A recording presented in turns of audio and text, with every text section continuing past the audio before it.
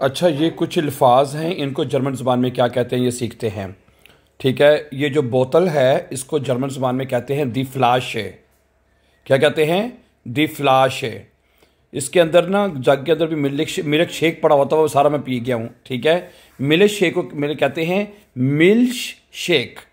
ठीक है, milk shake कहते हैं मिल्क शेक को।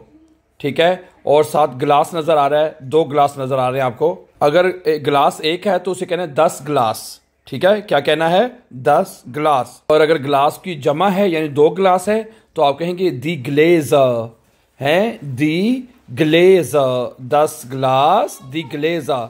अच्छा, ये छोटा सा जग भी नज़र आ रहा है, इसमें मिल्क शेक पड़ा हुआ तो मैं सारा पी गया हूँ। हैं देयर क्रूग। ठीक है, देयर क्रूग कहते हैं कि खा एर ऊ गे, दे क्रूग कहते हैं इसको, जग को। ठीक है, आगे ये टिश्यू पेपर पड़ा हुआ है, इसको क्या कहते हैं जर्मन जुबान में? इसको कहते हैं 10 ठाशन टूख।